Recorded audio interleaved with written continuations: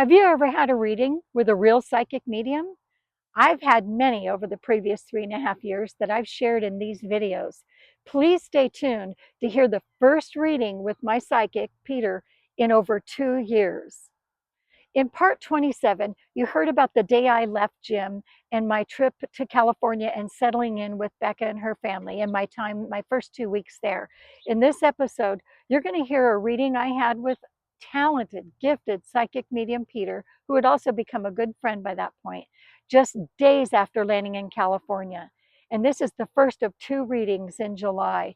So please stay tuned. I'm Sarah Wilder. This is Surviving the Man I Married, part 28A. Thank you for being here. I apologize for the noise. And you know what? Like I said, I'm 64 years old. I'm just learning how to edit videos, and I don't know how to get rid of background sound. So I hope you can hear me. Okay, I'm going to start in on the reading word for word from the transcription I made based on the recording of this psychic reading. Thank you. And I hope you can hear all right. There's a lot of background noise where we live. So the reading starts off with my higher self. And right away, she brought in 2 of my most favorite people, my maternal grandparents. They were early 20th century Italian immigrants. They came from northern Italy to Ellis Island, New York, and then straight to Chicago, Illinois, where they were moonshiners and bootleggers for the mob. Okay, so Spirit mentions my noni and food and cooking. And Spirit talks about my papa reading the newspaper, baking French bread, and an old blue pickup truck. And Peter said he is really funny and very sassy. That's all true. All of this tracks directly. So my noni wanted to give me some counsel. First, she exclaimed that it's time for me to leave Jim for good. This has to be for good, immediately. And she spoke this with much emphasis. And keep in mind, she was the one that I thought I identified as the voice that woke me up from the sound sleep the day I left Jim. Okay, so my higher self now, she chimes in agreement with my noni, shockingly joined also by Jim's higher self. So my noni reminded me that I have spent a decade thinking about leaving Jim, confirming that for a while, friends and family have been giving me the same advice, to leave Jim. She placed a lot of emphasis on taking real action on this plan this time, concluding her counsel by admonishing me not to give him any more chances, no more benefit of the doubt, no more making excuses for her personality. This is my little noni from Italy laying down the law on my ass. My other arm's tired. I got to switch arms. Okay, my higher self reiterated that unconditional love is not money and security, but I've chosen to stay with Jim for those comforts. She wanted me to stand up for my own morals and values, to stop allowing Jim to control every aspect of my life. And she taught me that control is the opposite of love. She emphasized, and it instills fear and guilt in me. I need to practice unconditional love for myself by divorcing Jim without fear, without resentment, bitterness, and anger towards him. How do you think that went? Fail. Mission fail on that. However, my higher self continued in the reading.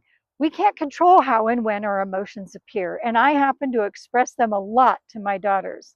She advised me to get EMDR therapy to be able to safely excavate and constructively deal with my feelings about Jim. She reminded me of the fact that Jim has zero empathy and therefore is not worth the emotional toll he takes. My higher self continued, and I'm told that Jim's mindset is severely narcissistic and sociopathic. I mentioned to Peter about Jim's bizarre behavior at the end of my last infusion and how he frightened my nurse.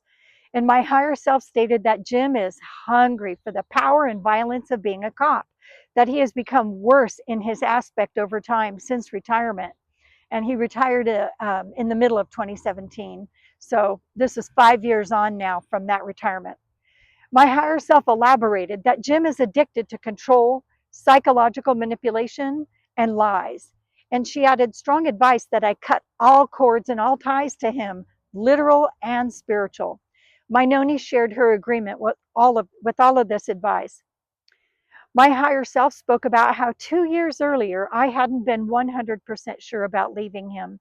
But she's very proud of me for following through on leaving, and she described a wake-up call I received recently that prompted my departure. But before she offered the specifics of that abrupt wake up call warning, as she called it, she veered straight into another topic, talking about Jim's secret activities, what he does in his other life. So, this is now only the second time in all the years that these videos and my story has covered that spirits talked about Jim's double life. So, my higher self started with reinforcing what was said years earlier, that Jim has a smash addiction to, you know, and he does online chat and corn. Jim also does in-person hookups with women and girls he meets online, and he is making time for all of these trysts by telling me he's working late or on call. And yes, these sound familiar. He did that definitely as a cop. Much more specifically, when he was retired and working at the knife warehouse, I was told in a previous reading that he acts like he's going to work and he might take the whole day off and I wouldn't even know about it. And he's off doing all these divergent and deviant things behind my back in his double life. Okay, so my higher self continues. Sharpening her point, she said that behind closed doors, Jim was doing very bad things. A lot of unfaithfulness there, with over 15 years, she said, of in person cheating, not just the online and the visual imagery and things. And the self gratification, the self pleasure activities Jim participated in very frequently, I was told. In answer to my silent wonderings about why Jim was that way, if it was something about me, something I did, my higher self offered that the reason is found in his abilities in and enjoyment of psychological abuse and lying. Okay, this concludes part 28A of this episode. I'm Sarah Wilder. This is Surviving the Man I Married.